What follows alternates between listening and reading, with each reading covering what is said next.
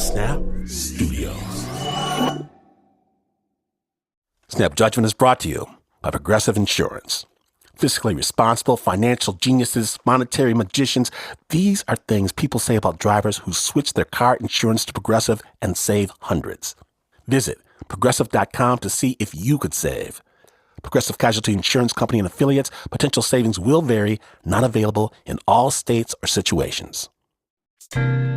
Okay, so in the Black community, history doesn't just come from textbooks. It often comes early in the morning or late at night, around the kitchen table, with cousins you just met and elders who swear they wiped your bottom when you were a baby. Starts with a story, the back and forth, the bob and weave, the call and response, the testimonies, church. The elder becomes the griot. The family becomes the chorus. It's not a lecture, it's a performance. And when the griot says those magic words, come to find out, the room erupts. Laughter, tears, gasps, claps, stomps, because stories are not just told, they're passed down. And today, around the Snap kitchen table, we're reaching back through time to bring on the griot, to shine light on stories the history books forgot, but Granny never did. I'm proud to introduce you to Nichole Hill, host of the incredible podcast, Our Ancestors Were Messy. Yes, messy.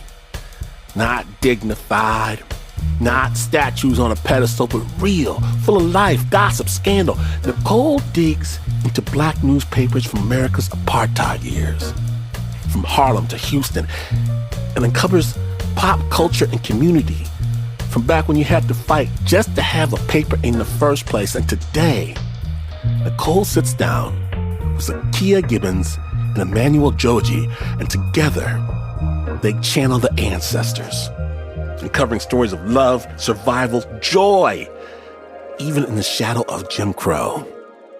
So get comfortable, grab your tea, and whatever you put in your tea, because the ancestors have something to say. Nichole Hill, take it away. Have you ever made a time capsule or been part of the making of a time capsule? Yes. Yes, I have. Okay, what? Tell me a story. So I spent part of my childhood in Belgium, and the school I went to there in like the year to mark the millennium, like 2000, decided that we were all going to put something in there and bury it. And I went back to that school for the first time in like years and years, like maybe 2 years ago. And the school doesn't exist. It's a housing development. Damn. They've like built over it. I'm never getting that. Damn. Oh, no. Do you know what you put in there? Do you remember? Yeah, I do. It's kind of embarrassing. You know how like teachers used to ask you to like write letters to yourself like years later? Yeah. Nobody asked me to do it, but I just did that. Oh. But what's embarrassing is I do remember what the first line was. It was pretty bad. It was like, hey, Emmanuel, if you're reading this, this may be the smartest thing you've read in quite some time.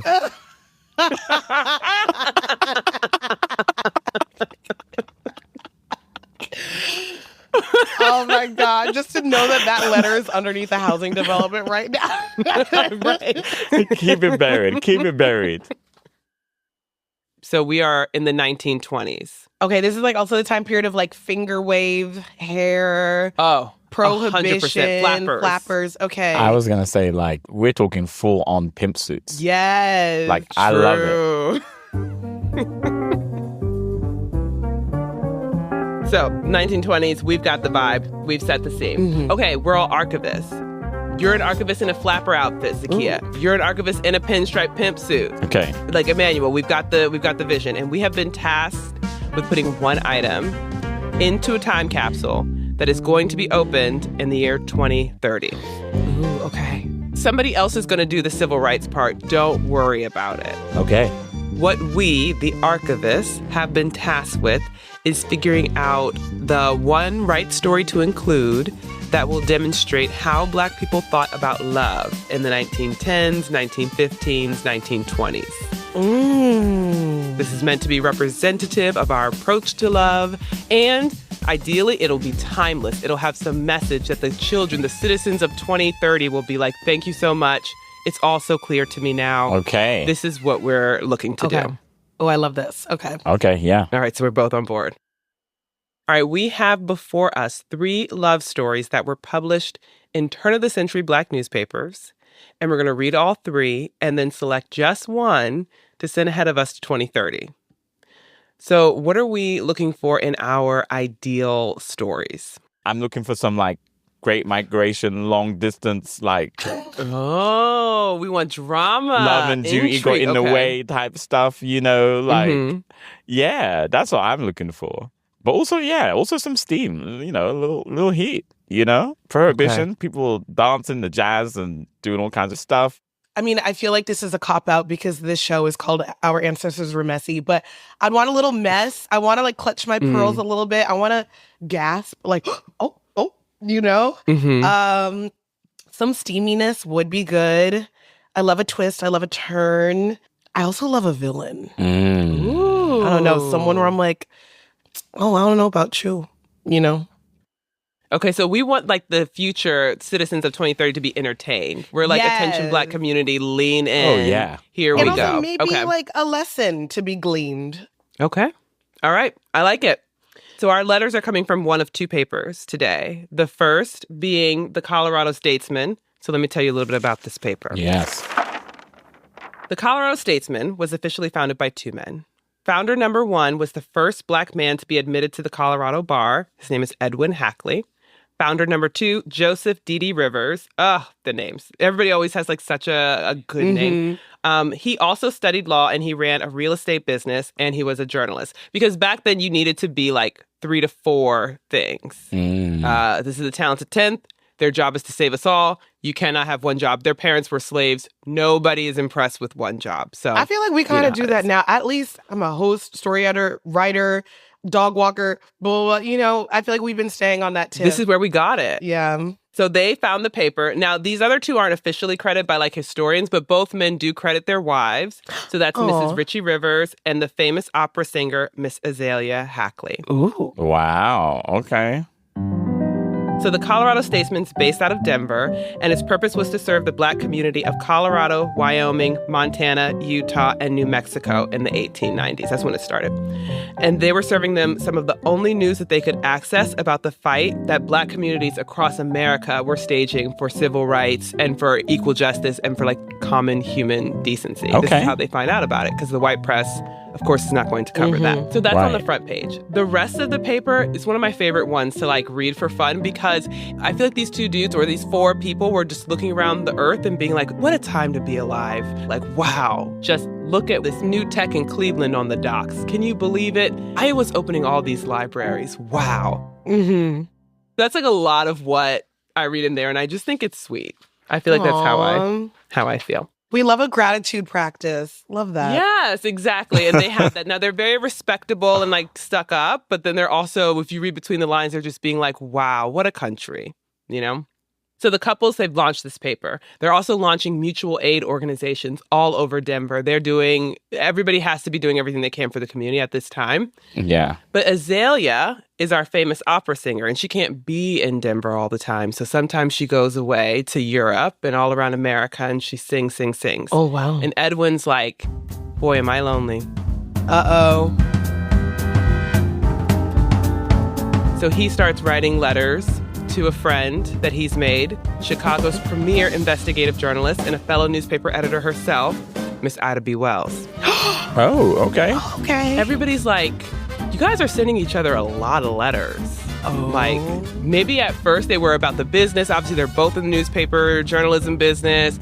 He's a lawyer, so they're probably talking about cases. They're both heavy into mutual aid. So maybe it started out professional. Oh, they were heavy into mutual aid. Well done. Well done. Thank you. I was waiting. I was lying. I was like, there's an opening here. There's a joke to be made. Here I go. So people are whispering, and Azalea hears about this, and she's like, I hate Ida B. Wells. You know I don't want you talking to her. What are you doing? Beefing. Eventually, they split. And Edwin's like, you know what? I've been more of a playwright this whole time anyway. So he moves to Philly and does that. And he's like, Joseph, you take the paper from here. Wow. So Joseph and Richie keep the paper going for the next 40 years until he passes away. And then the paper continued on until 2017. So that's a 132-year run. Wow. Wow. Talk about legacy media. That's incredible. Yeah, they change hands a lot. They change names. But with these black papers, people like really do try their best to keep them going for as long as they can. Huh? Yes. So That's incredible.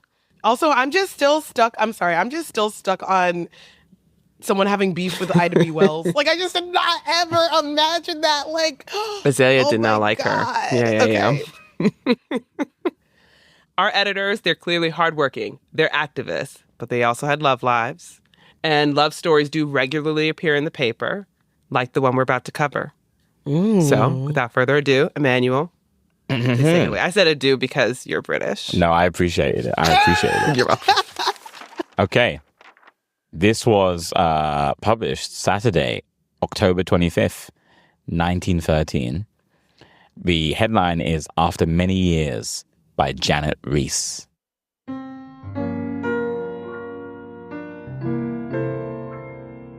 Many times he had proposed, and just as many times she had refused him. But they remained good friends.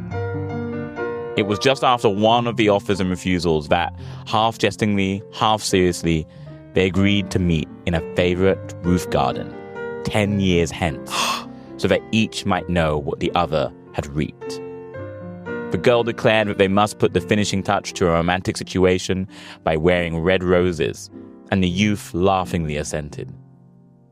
Even if he married, he was to keep the appointment. It would be but a meeting of one old friend with another, the girl said. She, of course, would be wedded to none, not with her glorious career to follow. 5 of the 10 years passed, and the girl and youth were now man and woman, and had married each other.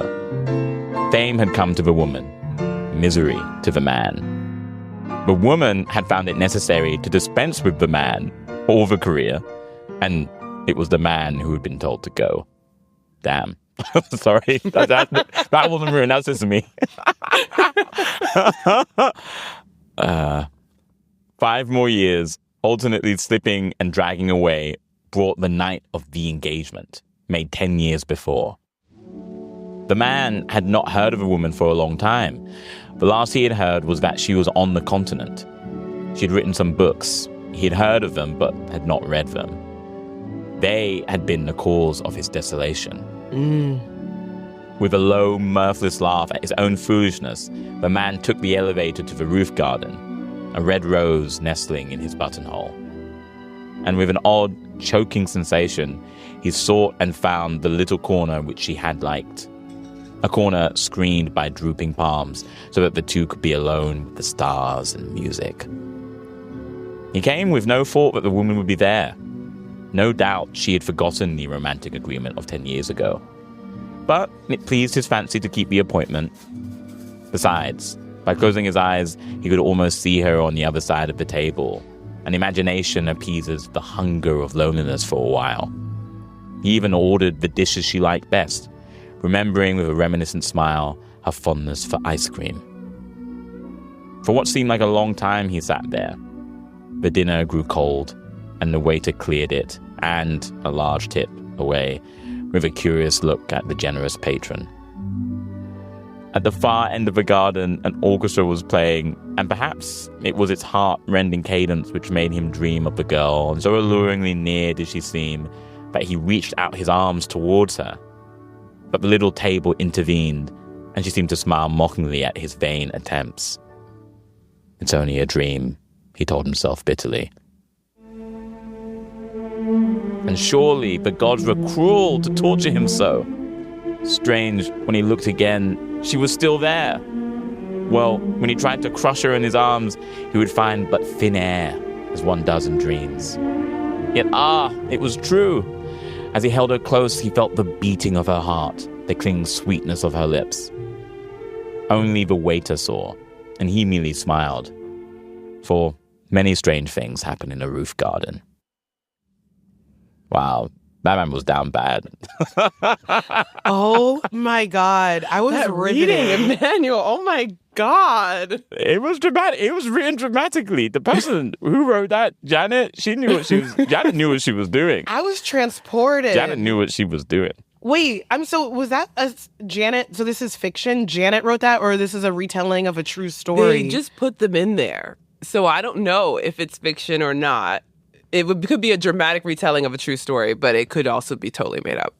Oh my God. It felt so real the way you said it. I was just... Right? Do you think she was there? Oh my God. I was literally on the edge of my Was she seat. there?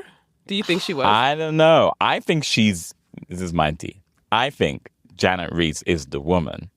And I think she knows that she stood him up. And so she's writing, it's like fanfic about her own... her own curving of this guy. No. That's what I think it is. Wait, that's brilliant. I see Wouldn't that. that be that? I think that's what it is. That'd be brutal. Wow. That would No. be brutal. Wait, I had questions. I got very caught up. Okay. What do you think the story's saying about love? Ooh, well, so one, it's interesting. They did get married. And I just think in any love scenario or love story scenario where you were talking about hypothetically getting with somebody, you're basically already with them. Yeah. I think all of us have like a number of great loves in our lives.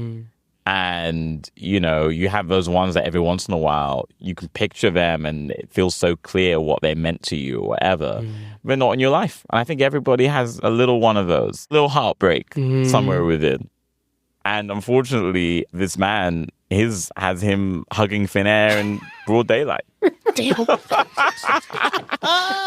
He really was down bad. He was. The waiter's like, sir? Are you okay? Legitimately.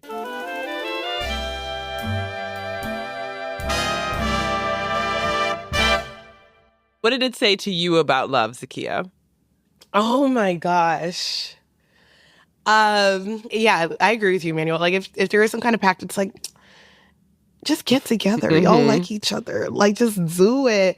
And I feel like that kind of situationship messiness, but kind of like romantic messiness, that is timeless. It brought a smile to my face knowing like, oh, people were like this even way back then, And I kind of love to see a man down bad. It is. I do. So it's just Yeah, like- I do too. Who doesn't? So that also kind of was like, LOL. Okay, are we worried about what this says about Black people? Like, how do we feel about what this will make the future citizens of 2030 think about Black people? Do we care? Are we pressed? What do we think?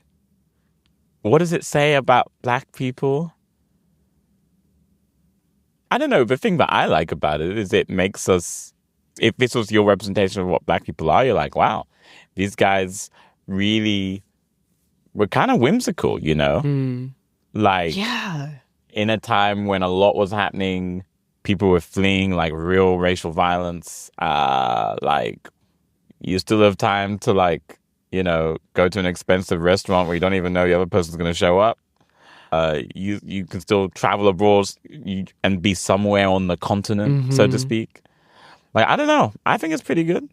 I appreciate that this man is vulnerable enough to be like, I'm going to show up to this meeting spot and I'm going to openly pine. I will have my arms outstretched to thin air, and be open to rejection. I feel like this man was ahead of his time, and you don't see a lot of that kind of representation. And I don't know. And they just seem also just so classy. Like, imagine just like being like, oh, have you read so-and-so? Have you heard this book? It's like, that's my ex. I don't know. That just feels so like It's a good look. classy and cool. Yeah. You know what I mean? I don't know. It's just kind of giving like high society, but also intellectual, but also kind of artsy people. I don't know. Are you just I like talking their about vibe. yourself at this point? Yeah.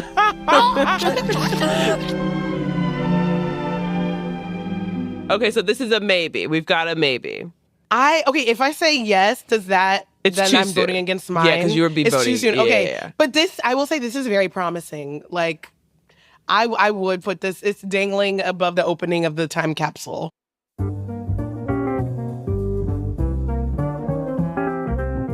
Our ancestors were messy continues in just a moment. Stay tuned.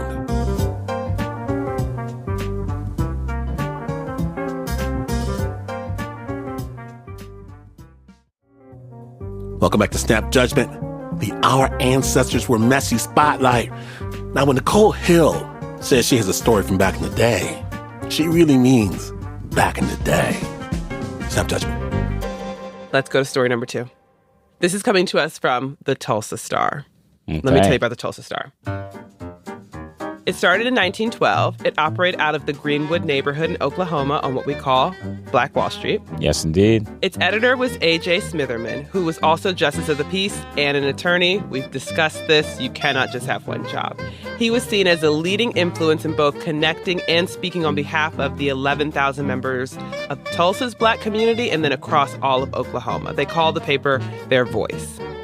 So, Smitherman used that voice to advocate for self-reliance and to celebrate anything that any Black Tulsan or Oklahoman did at all. Like if you hosted a nice tea party, birth, trips out of town, your mom came to visit. Like if you would put it on an Instagram story today, he would publish it in the paper. When the paper is talking about the outside world and everything that's going on, they're denouncing mob violence and lynchings across America, and they're criticizing Tulsa city administration for their discrimination against Black citizens. A.J. Smitherman hires a managing editor, the pioneer journalist Theodore Bowman, who'd worked across Texas and Kansas and was now in Oklahoma. So together they grow the paper, and it becomes like the town square of the Black citizens of Tulsa. Everybody loves it. I like to picture the two of them like in their offices overlooking Black Wall Street, suspenders obviously toasting each other, being like, wow, here we are. We're really doing it. Wow. But Theodore was not content with just being a managing editor. He's an ambitious man. So he's like, I gotta go, AJ. And then he leaves and starts a rival paper called the Oklahoma Sun. Ooh. Oh, no. Then on May 31st, 1921, a white mob descends on their community and they target AJ and his home and the Tulsa Star offices. They destroy them both. And the Black press across America reports on the violence in real time, and they call it, as we come to know, the Tulsa Race Massacre. Tulsa Massacre, yeah. AJ survives all of this. So I like to picture him going to Theo's home, who'd also survived. And Theo's like, AJ, what are you going to do? And AJ's like, I have to leave because the white press and the mob is saying that they burned everything down and killed everybody because of me. Like, they had a lot of reasons, but they said in part it was because of the Star and because he was running his mouth, and that's why they targeted his house, and that's why they burned down the paper. So he's like, Theo, what are you going to do? And Theo's like, I'm going to stay. Before he leaves, AJ sells his one-time friend, one-time rival, the Tulsa Star. And then AJ moves to Buffalo, and he starts the Buffalo Star.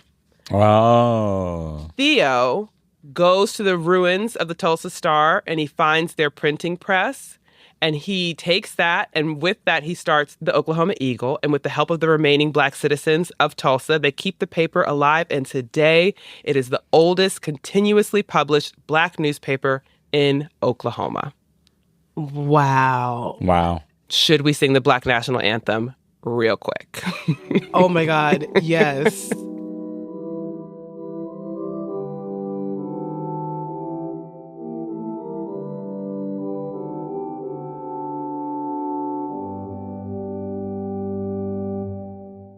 We're going to back up 6 years before the massacre, before the breakup. So Greenwood, Black Wall Street, they're thriving. Theo and AJ, hand in hand, best friends forever. And in the midst of all their race business that they're attending to, they love to talk about love. And so each week they published a little love story with an anecdote to entertain or maybe make their readers think. And Zakiya and I will be bringing you the next story. I feel like you should be Abigail. Wait, is that the daughter? Mm-hmm. Oh my God, I was actually gonna say I wanted to play the mom. Okay. Because I feel like, but I can. We got parts. I love But this. I can play Abigail. I can play Abigail. Okay, yeah. Because I feel like you can really bring the drama to your role. Okay, so this is from the Tulsa Star. It was published Saturday, October 23rd, 1915. This article is called Ended the Argument. I'm playing the role of Mama. Listen to me, Abigail, said Mrs. Wise to her daughter. Remember, please, that I'm older than you. Wisdom comes only with age. Yes, Mama.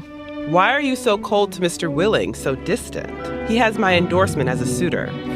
Yes, he proposed. What answer did you make? I declined. But he said he wouldn't take that as final.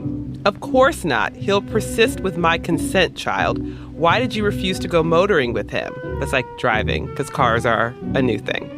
Why did you refuse to go motoring with him? He is dissatisfied over your manner, which I fear isn't nice. Has he done anything to offend? He wanted to kiss me. And didn't? You refused? Child, when a man pays court to a woman, to a girl, and is serious about it, when his intentions are honorable, there's no harm in a kiss. But Mama, isn't a kiss something that should be mutual? Should a girl let a man kiss her when she has no wish to kiss the man? Certainly. When the man is a man of character and honorable purposes, you mustn't forget that such a match as you can make isn't the fortune of every girl. If your dear father were with us, he'd advise you as I'm advising you. Is a girl to marry a man much older than she is because he's honorable and has money? Perhaps not solely, dear, but Mr. Willing isn't so old, only 45. And I'm 20. You were 20 when you married Papa, weren't you? I think you told me so. Yes. And he was 22? Yes. And you were both poor in worldly goods, and Grandma wanted you to marry a rich baker. But my child, you don't realize that times and manners are very different now. Very different. Now everything is money. Everybody wants money, and persons without money are absolutely submerged. But people fall in love still, don't they? Young people? They may think they're in love sometimes, child, but life these days dissipates romance. Look at the divorce courts. But I'm talking about a man I don't care a box of candy about. When you were of my age, you... Sorry. I'll give a box of candy about that. We gotta bring that back. But I'm talking about a man I don't care a box of candy about. When you were of my age, you no doubt thought just as I'm thinking now. You've even told me you eloped with Papa to escape marrying an old man. You were in love. You aren't in love, and the situation is different. Yes, the situation is different, but I am in love with Charlie Lyman. That boy? With no money, no position, no... But haven't we money enough? What foolishness. And I let you go to the tennis court with that chap yesterday. We didn't go to the tennis court. Where did you go then? We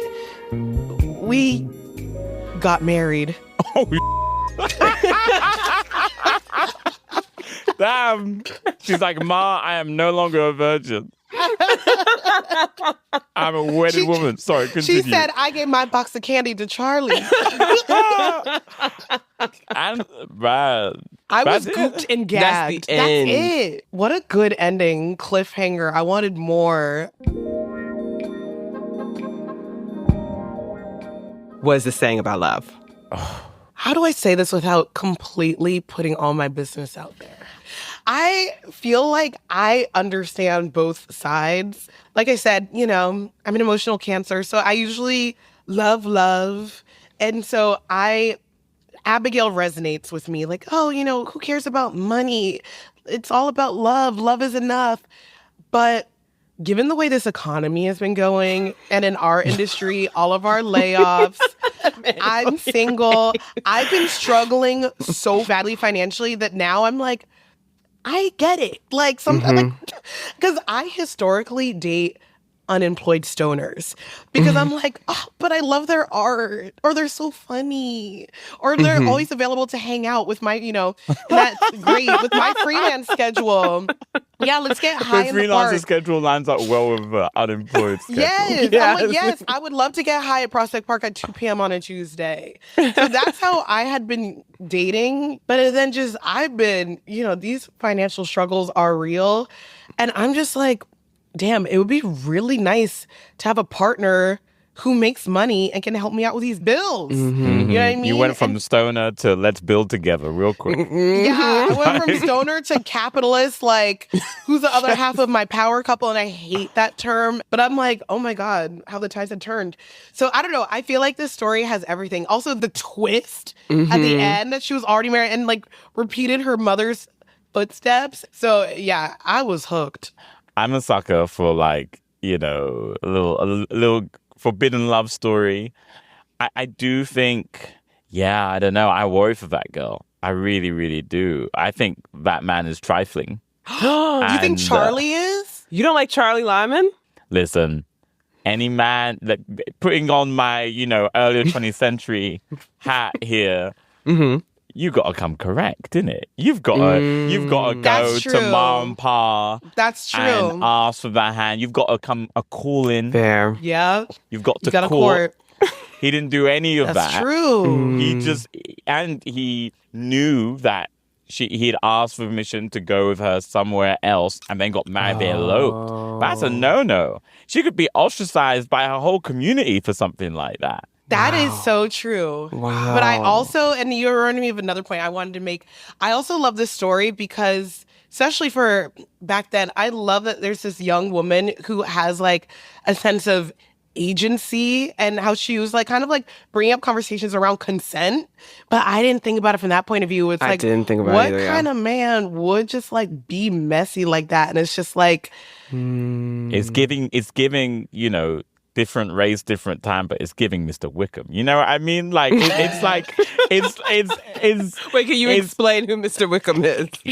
Pride and Prejudice, bad villain guy, out here taking young girls away from their families, the laws of romantic promises, disgracing them and being forced into marriage with them just to retain some shred of their societal dignity. Now we've turned on Charlie. Now we're against him. We're like, Charlie. I don't know what to believe.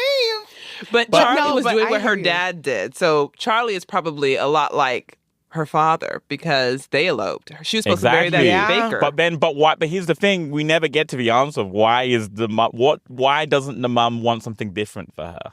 And that's telling. But I hear what you're saying, Zakiya. I do think there's a lot of self-actualization there in a way that made me feel like Charlie could be trifling, but in the end, like, she'll be okay. She'll figure it out. Like, if she has to kick into the curb, she'll be all right. She has to touch the stove to know it's hot. And that's just, I feel like that's just, how old did she say she was? 22? 22, yeah. Exactly. And That men is back so then, 22. Exactly. And men back then, we didn't live that long anyway. She doesn't even have to. If it doesn't work out, she's just going to last like another 20, 30 years. That man will be dead. Like, she'll be fine.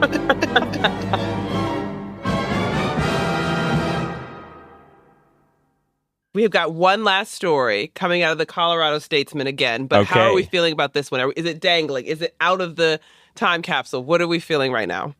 Listen, it feels real to me. You know what I mean? The other one is very romantic. This one is very like, here's what it was really like. The other one was giving like romance novel that you would find in CVS or the airport. You know what I mean? Like no shade, but it did feel very fantastic. Nah, it was given Hudson News. It Yeah. really was. It really was giving Hudson News. Yes.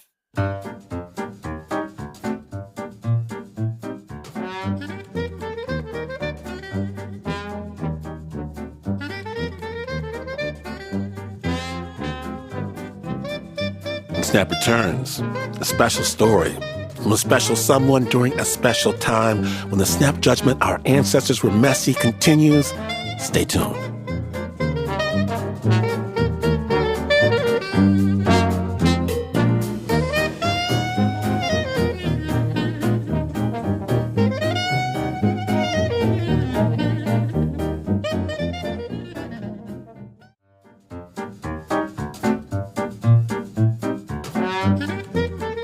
Welcome back to Snap Judgment. My name is Glenn Washington, and today we're spotlighting love stories from Our Ancestors Were Messy. And next up, host Nichole Hill brings a story of a very special Black Valentine's. Snap Judgment.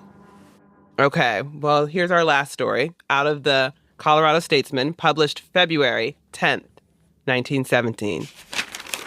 Title, Her Helpful Valentine by Lee Shippey. Felden had found the one girl, Nellie Hastings. Nellie had great, lustrous eyes. When Felden recited his own poetry, she would gaze intently into his face with a rapt expression. When he finished reciting, she would be silent a moment and then murmur, "How exquisite." Felden's family and I looked on his romance with extreme disfavor, but he would brook no criticism from his relatives. That was why he happened to be lodging with me in the studio temporarily. Being only a friend, I knew Felden much better than his family did and was wise enough not to show my disfavor. I knew Nellie too, and felt sure her union with Felden would not be best for all concerned. Felden was really a fine chap. He was original. He did not even imitate other men in their vices, as most otherwise original men do. He had a fine scorn for philandering and excesses. I felt sure the girl for him would have to be a modern-day Athena, but that is just what he thought Nellie was. "She has a wonderful soul," he would cry. "It looks out of her eyes. Every glance is a lyric, every steadfast gaze a perfect poem." When a man who tells you his love is too deep for words gushes forth like that about 30 times a day, it usually ends in a life sentence. There's no saving him. Still, we tried hard, the family and I. The family pleaded and stormed and threatened. I tried sundry strategic moves, but all proved futile. Felden and Nellie decided to marry in May. It was early in February when they definitely decided on the date, and then the family and I lost hope. But a few days later, he came in looking so agitated, I felt hopeful of calamitous news.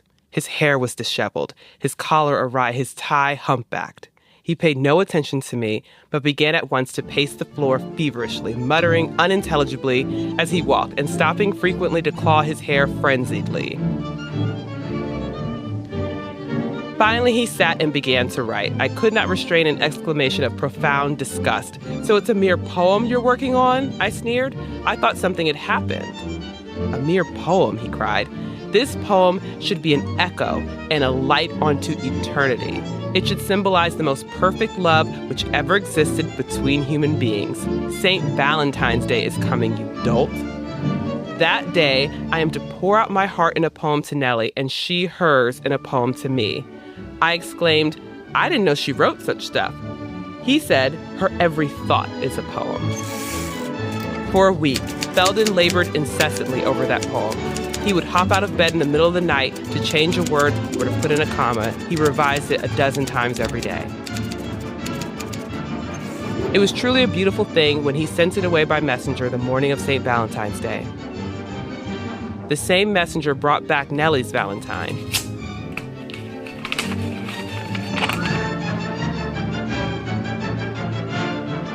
What sounded like the gasps of a dying man called me to Felden's side 5 minutes later. He had fallen back pale and limp on a couch. I propped up his head and ran for a stimulant, but he waved me away. "Don't save me," he pleaded. "Life is all too taunting a mockery. I thought I had found a soul perfectly responsive to harmony and melody and beauty and symmetry, but just look at what she wrote." He held up Nellie's Valentine and I read, "This Valentine to you doth say, I'm yours all the time, forever and for yea. So when this you see, do not forget to remember me. Your own Nellie." And like Nellie's like, Nellie, so that it's 2 syllables. Wow. That's it? That's it. That's the poem. You know what? Honestly, him a little. What a snob. Wait, no, the story keeps going, but that's the poem. Okay. So I'm like, that's the end of the story. My bad. Sorry, continue. Felden shamelessly deserted Nellie, leaving for an extended trip through the West without stopping to say goodbye. Damn. Both his family and I felt greatly relieved. Shortly after, I married Nellie myself, and ever since then, the dear girl has made handsome living for both of us by writing lyrics for popular songs. The end. Wait. What? What? Wow. Wow. That man played himself. But I do get it. Wait, what do you mean? It's not. Like,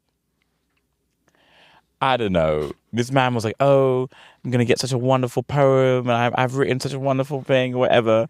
And then, the poem he got was corny. And it was pretty, so he got the ick. He did. And so he's like, nah, fam. But then, not that he wrote it being like, yeah, so I married that girl. And that girl made me a lot of money. I don't know. I couldn't be with someone whose art I don't respect. Yes. I feel like that's very difficult. Yes. I don't know how you could navigate that. Yeah. Like, I want my person to be my biggest fan, and I want to be their biggest fan. Like, I too would fall out and just be like, oh. My friends were like, what's wrong? They're like, he's cringy. I have the ick. No, getting the ick is debilitating. It is. And it's like, it like destabilizes you. You thought this was your person, and all of a sudden you're like, disgusting. So I get that. Yeah. Dramatic, but I too am dramatic. So, and for the best friend to swoop in, where did that come from? Like, was it like nowhere? Twist Nowhere. At the end. Oh my gosh. I mean, have you ever swooped like that? Like, rated? Have I swooped? Yeah, well, I mean, swooped is in like, you wait a respectable amount of time and then you're like, well, you got the ick, so. Oh, You've never done that? I've never. I'm assuming you've swooped. I've never Emmanuel, swooped. you're like, what's the big deal? You're a swooper. Who did you swoop? So I would not characterize this as swooping. But yeah, I've dated people who've dated my friends. We've done that. Have you like talked to your friend about it before? Did you give them a heads up? On one occasion where it was a serious relationship, yes. But the other times, You did. I told them they were in my life. I'm like, oh yeah, I'm going out with so and so. And the guy friends were like, go for it. Yeah. Well, they were like, oh, okay, that's what you want to do, but not in a like, oh, our friendship's at risk. More in just a like, I told you why I got the ick, right? Kind of way. And each time they were right. They were totally right. Oh my God. Wait, so then, yeah, why did you want to swoop? Because they were hot? And you're like, maybe with me it'll be different? Yeah. Oh my God, I have so many follow-up questions. I wish it was more complicated than that, but that's literally it. I'm like, yeah, oh my God. Yeah, I've never swooped. We do need to make some decisions. Oh, right. It is decision time. Okay. We only get to put one timeless message to the citizens of 2030. That's hard. That is so hard. Because I do want the citizens of 2030 to know that you can swoop and make lots of money as a result. That's really important to you? It's important, man. The young men of tomorrow need to know that girl can make you rich. We're losing recipes, okay? We're losing recipes. Honestly, I can't believe I'm saying this out loud. I'm going to root against my own story. I'm going to go for that one. What? I'm going to go for the swoop. I'm going to go for the swoop. The swoop representation. Her helpful Valentine. Your vote is for her helpful Valentine. Yes, the helpful Valentine. For sure. Zakiya, what is your vote? That one's good, but I'm biased. I think like my story, because it is kind of a classic tug of the heart, for love or for money, that's, I feel like such a timeless thing. The mother-daughter of it all. Mm-hmm. That also, so I like that it's also not just like about romantic love, but it's also about a mother's love for her daughter and wanting better for her daughter. And how that love gets absolutely stomped. Yeah. And it's funny because we don't know how it ends, but we just know Charlie is not Charlie a good man. Yeah. Not just that, but also the daughter is like, I don't even love or respect you enough to... I just got married last night. Yeah. What do you think of that? But I love the messiness because mother-daughter relationships are messy like that. I feel like across like race, time, culture, it's just the mother-daughter relationship. Okay, let me ask you this, both of you. Yes. Somebody opens this time capsule, right? We don't have like time for dissertation. So you can't do a whole, this is the backstory, this is the context, da, da, da, da. They're going to read this paper and hopefully get curious enough to look into the history of Black love and Black people. Which story do you think will inspire all the people of 2030 to do that? Google more and like really dig into the story of Black people and lead them to like, this is who we were in the 1920s? Well, I would just say, so if this is where a time capsule will be open in 2030, our attention spans are only what, like, don't they say like 7 seconds? I will say that last article, I did get a little lost because it was very like wordy. The other story, it was clear. We had a clear characters, clear narrative. So I feel like if the goal is to capture the attention of people in 2030 and get them curious enough to be like, I need to learn more, I would say, I'm biased, but I would say my story. You don't say. I do say. Man. What to say? Wow. You make a good point, because there's attention span in 2030, which I should know. I'm talking about it like it's like something I'm not going to live to see, but it's just a couple of years away. You'll know.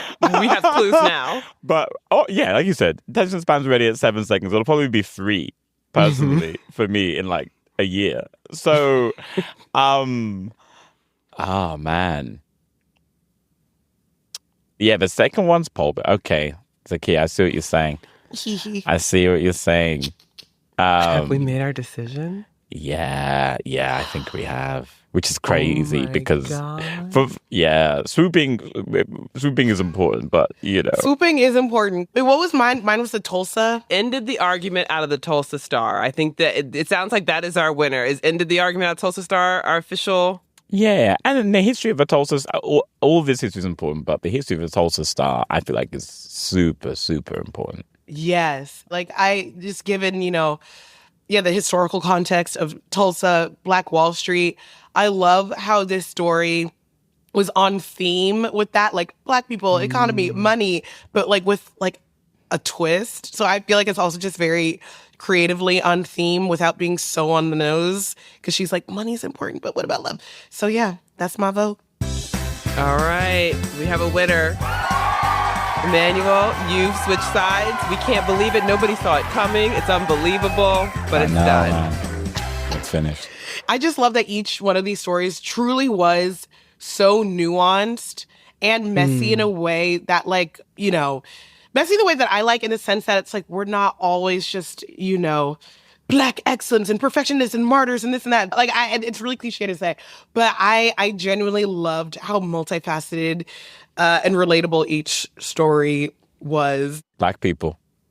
Just, I don't know. I love it. I love every part of it. And I love like you said, Zakiya, like I love the mess. And like, I don't know. It's just good to know that like people were swooping.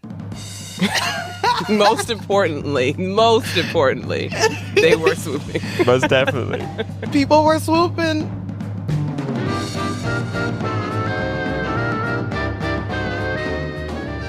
Thank you, Nichole Hill, and thank you to everyone featured in these hilariously historic stories. If you want to hear more, check out the podcast, Our Ancestors Were Messy, a show about our ancestors and all their drama. There is so much more where this came from. It's available right now, wherever you get your podcasts. This show was written, researched, and produced by Nichole Hill. The charismatic wonder guests of the hour were Zakiya Gibbons and Emmanuel Joji. The executive producer is A.A. Hernandez. The story producer is Martina Abrahams Olunga. Research producer is Chioki Jensen. Scripts were edited by Shante Hill. Artwork by Aselika Smith. And the sound design for that piece was by Helena de Groot. Thank you so very much. We'll have links to all that is Our Ancestors Were Messy on our website, snapjudgment.org.